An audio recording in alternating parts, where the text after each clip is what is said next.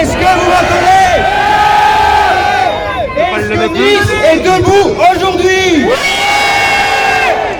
Est-ce que Nice est le point de départ des combattants de la liberté en France?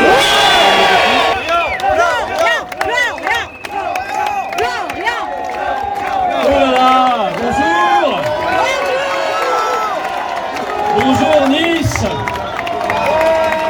Vous êtes extrêmement nombreux, bravo. Bravo aux organisateurs patriotes de cette manifestation de résistance face à la tyrannie sanitaire de Véran et Macron.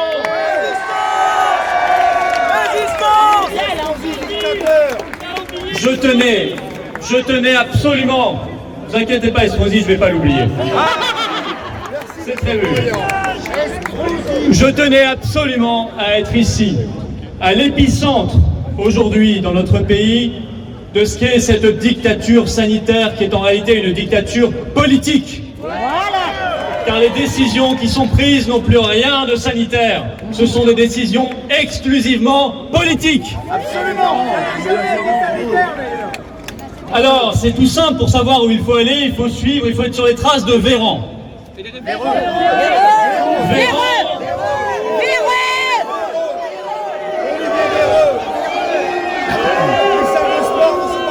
Véran qui lui-même est sur les traces du variant.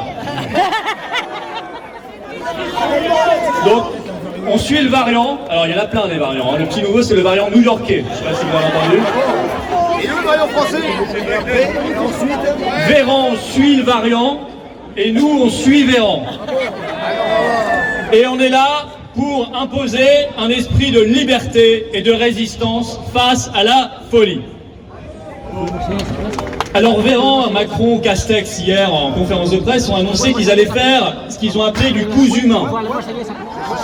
Du cousu humain, je vous explique ce que ça veut dire. Alors ils font pas dans la dentelle ceci dit. Du cousu humain, ça veut dire qu'ils vont à la fin nous reconfiner, mais ils le font département par département, territoire par territoire.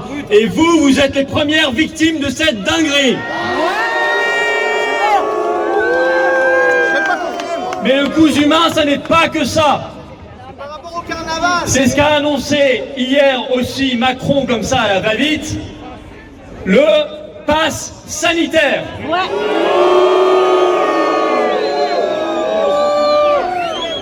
Ce pass sanitaire, passeport sanitaire, ne vous y trompez pas, ça n'est pas un instrument médical. Ça n'est même pas seulement en lien avec le seul Covid-19. Le pass sanitaire, comme dit Macron, c'est une rupture majeure de civilisation. C'est un problème moral, éthique majeur. C'est nous faire entrer dans une société profondément inhumaine, profondément diabolique, profondément infernale. Une société de zombies où vous devrez présenter un document numérique pour aller au restaurant, pour aller au cinéma, pour prendre le tram, pour prendre le métro, pour prendre le train. C'est la fin du secret médical d'abord. Et c'est ensuite mettre le doigt dans un sacré engrenage. Car demain rien n'empêchera d'utiliser ce pass sanitaire pour interdire l'entrée à des lieux publics à des gens selon telle ou telle maladie, telle ou telle pathologie. Et vous voyez bien dans quelle société de discrimination légale, dans quelle société profondément inhumaine, inégalitaire, injuste, avec des citoyens de 8e zone, nous entrons. Eh bien, si l'essentiel de la classe politique française est soit complice, soit soumise, soit endormie devant ce totalitarisme rampant, les patriotes, eux, seront dans la résistance avec vous.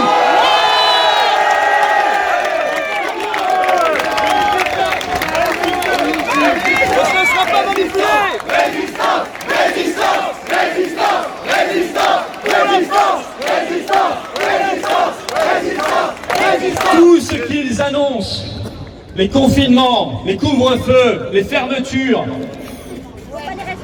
les restrictions en tout genre, on ne sait même plus les nommer, ils ont énormément d'imagination dans ce domaine-là, ça, il n'y a pas de souci.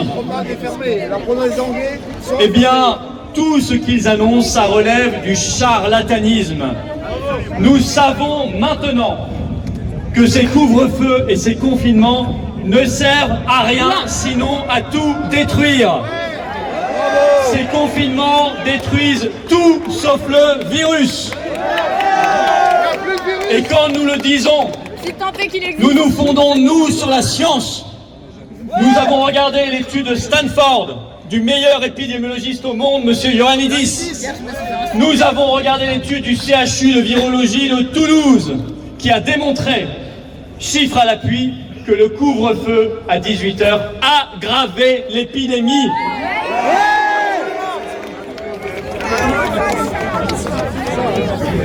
Ce sont des malades, on a des gens qui n'ont pas de... Alors ici, vous le savez particulièrement bien à Nice, parce qu'avec cet apprenti dictateur, mais il n'en est plus à l'apprentissage, d'Estrosi,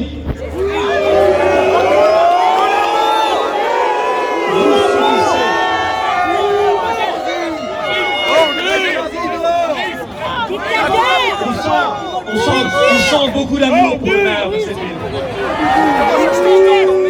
Mais vous avez raison, parce que je crois qu'il ne vous aime pas beaucoup. Et surtout, il n'aime pas beaucoup les Niçois, il n'aime pas beaucoup la liberté. Parce que ces gens-là, Estrosi en tête, c'est ici que les restrictions sont les plus importantes et les plus précoces de France. Et il faudrait peut-être se poser des questions, parce que c'est justement ici qu'on a imposé les premières restrictions, c'est ici qu'on a commencé à imposer le masque à l'extérieur, et c'est ici qu'apparemment ça va le plus mal. Alors il faudrait peut-être de temps en temps réfléchir et se dire que ce qui n'a pas marché hier ne va pas marcher demain. Mais croyez-vous qu'ils soient capables de réfléchir comme ça? Bien sûr que non.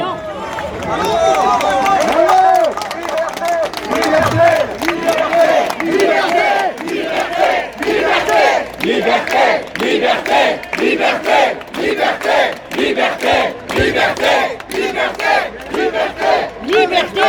Car le non-dit, c'est lorsqu'Estrosi vous demande de vous confiner.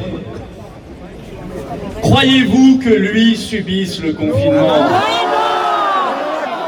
Croyez-vous que tous ces barons locaux, tous ces petits et ces gros barons qui confinent les gens,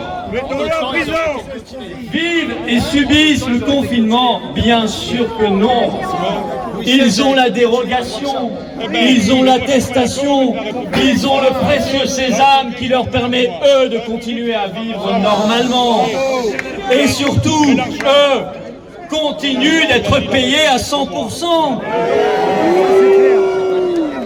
Alors que ceux qui subissent les fermetures et les restrictions sont mis dans une panade sans nom. Et ils n'en ont manifestement rien à faire. Et puis moi je le trouve très gonflé quand même, votre maire Estrosi. C'est pas notre maire. C'est pas notre maire. Non. Moi je le trouve gonflé, Estrosi, parce que je me souviens de ce qu'il disait au début de l'épidémie. Il s'est fait soigner par la chloroquine. Il disait que lui-même il avait été soigné par le professeur Raoult.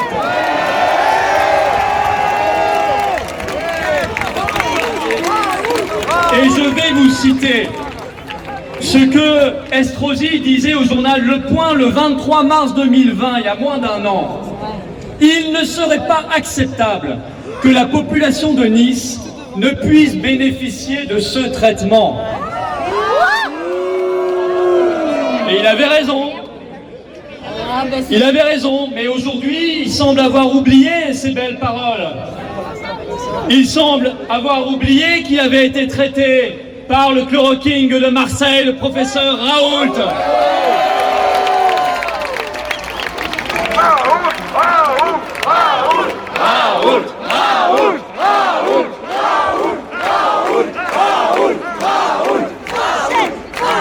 Alors il y a des traitements, et c'est ça le non-dit. Alors je sais, ce sont des vieilles molécules qui rapportent pas un rond au laboratoire. C'est pour ça d'ailleurs. Les seuls traitements, vous remarquerez, qu'on a autorisés depuis le début, c'était le remdesivir de Gilead, totalement inutile, voire dangereux, voire qui provoque des variants, comme l'a dit Raoult. Mais c'est vrai que ça coûte 2300 € la semaine de traitement. En intraveineuse. Et là, aujourd'hui, ils viennent d'autoriser eh bien, les anticorps mononucléo, excusez-moi, j'ai oublié le nom, c'est-à-dire un traitement qui coûte également 2000 € le traitement. En revanche, hydroxychloroquine, azithromycine, ivermectine, colchicine, clofoctile, toutes ces vieilles molécules qui ont démontré leur efficacité contre le coronavirus, systématiquement interdites. Et interdiction aux médecins de prescrire librement, ce qui est une première honteuse et scandaleuse dans l'histoire de notre pays. Honneur aux médecins libéraux qui se battent aujourd'hui. Pourquoi veulent-ils nous tuer? Pourquoi veulent-ils nous tuer? Vous savez, l'Institut Pasteur de Lille, je vous ai parlé de la clofoctile, a démontré depuis octobre dernier qu'il avait un magnifique traitement. Et là, ce que je vous dis, vous le retrouvez dans la presse, tout ce qu'il y a de plus officiel. Il y a une dizaine de jours, coup de bambou, ils apprennent que leur projet ne sera pas financé par le ministère de la Santé de M. Véran. Ils apprennent qu'on ne leur accordera pas le label de priorité nationale, c'est-à-dire qu'on leur met des bâtons dans les roues et qu'ils vont perdre des mois et des mois alors qu'ils ont le traitement qui peut soigner les malades. De la même façon, depuis le mois de mai 2020, et moi j'aime rappeler ces choses-là parce que ça ne vous est pas dit souvent, l'Académie nationale de médecine recommande la vitamine D à titre de prévention. Il y a 6 sociétés savantes de médecine qui ont publié une étude il y a quelques semaines pour demander à ce qu'on prescrive de la vitamine D à titre de prévention. Eh bien, M. Véran n'en a cure. Il n'en a jamais parlé. Ça ne l'intéresse pas. Le chemin, il est tout tracé et il vous mène au confinement d'un côté, c'est-à-dire la mise sous surveillance généralisée, la mise sous contrôle, et au pass sanitaire de l'autre, c'est-à-dire le traçage numérique. Une fois que vous avez compris qu'il y a non seulement de la prévention, qu'il y a du traitement, mais qu'en plus, ils ont le culot d'accuser et de culpabiliser les Français en disant vous allez remplir les hôpitaux en étant irresponsables, en vous relâchant. Ils continuent en ce moment même de fermer des lits à l'hôpital, y compris au CHU de Nice, où il est prévu 200 fermetures de lits et de personnel depuis 2017 jusqu'en 2021. Ça, c'est la réalité. Et donc, vous comprenez bien qu'on ne peut pas rester les bras croisés, à plat ventre, à ne rien dire, à nous taire. Écoutez, moi je vous dis, éteignez vos téléviseurs et rallumez vos cerveaux. Il faut réfléchir. Il faut réfléchir. Demandez-vous pourquoi. Pourquoi en Suède, où il n'y a jamais eu de confinement, où il n'y a jamais eu de fermeture, où il n'y a jamais eu de couvre-feu, où ils n'ont jamais fermé leur commerce ni leur restaurant, demandez-vous pourquoi ils ont une mortalité inférieure à la France par habitant. Demandez-vous pourquoi, en Inde, où il n'y a plus l'ombre d'une restriction depuis le mois de septembre, ils ont 11 fois moins de morts par habitant qu'en France, parce qu'ils traitent les gens. Demandez-vous pourquoi, au Japon, où le confinement est anticonstitutionnel. Il y a 22 fois moins de morts par habitant qu'en France. Demandez-vous même pourquoi en Bosnie, qui n'est pas le pays le plus riche d'Europe, il y a beaucoup moins de morts par habitant qu'en France, alors qu'il n'y a jamais eu les restrictions et les fermetures que nous connaissons ici depuis maintenant 1 an. Si vous avez compris ça, si vous réfléchissez à ça, alors vous comprendrez à quel point il est urgent d'être conforme à notre tradition qui déplaît tant à Macron, celle des Gaulois réfractaires, celle des résistants, celle de ces Françaises, ces Français qui considèrent qu'impossible n'est pas français, ceux qui considèrent que nous ne sommes pas là pour être soumis à une politique qui nous traite moins bien que du bétail, parce qu'on est moins bien traité que du bétail. Même les chiens, ils sont mieux que nous, alors. Même les animaux, ils peuvent sortir, sans muselière. Vous savez, c'est la Boétie qui disait « Les tyrans ne sont grands que parce que nous sommes à genoux. Alors cessons d'être à genoux et levons-nous. Soyons debout, soyons fiers, soyons libres, soyons dignes. » Alors nous réclamons la prévention, le traitement, qu'on arrête de fermer les lits et qu'on en rouvre, qu'on forme du personnel.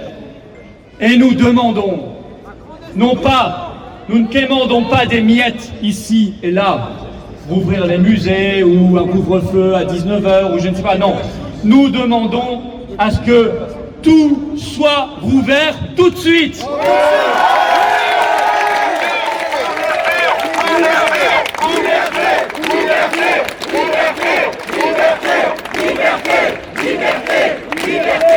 Nous demandons et nous exigeons le retour de toutes nos libertés tout de suite. Et nous exigeons, parce que c'est une ineptie sans nom et un moyen de nous museler, la fin du masque obligatoire tout de suite.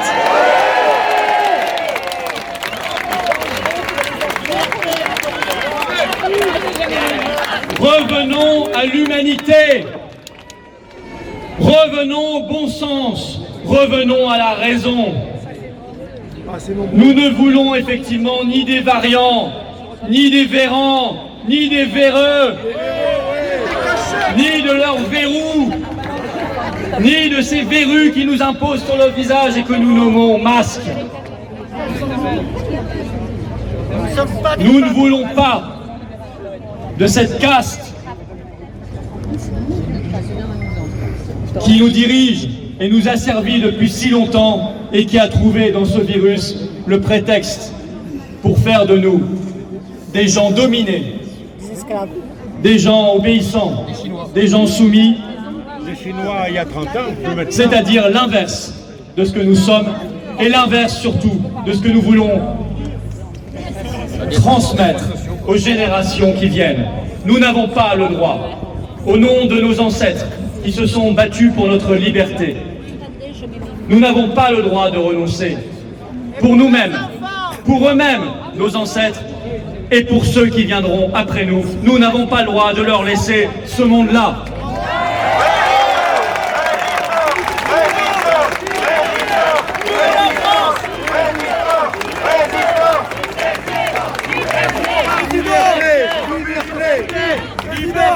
Je vais terminer par une citation que je livre à votre réflexion de Benjamin Franklin. Une société prête à sacrifier un peu de liberté, et nous en sacrifions beaucoup, contre un peu de sécurité, ne mérite ni l'une ni l'autre et finit par perdre les deux. Je vous appelle à la résistance, je vous appelle à vous lever, je vous appelle à être enthousiaste, combatif, énergique, digne et libre. Vive la liberté, vive Nice et vive la France!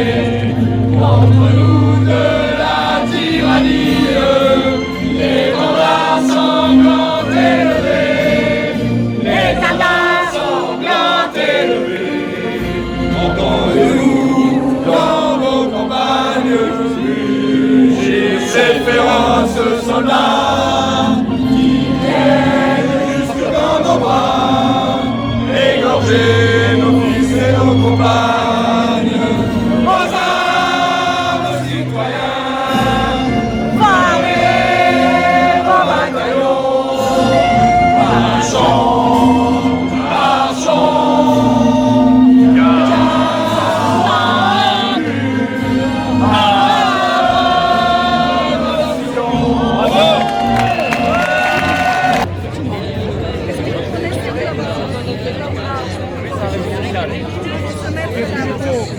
Ouais, bien sûr, bien sûr.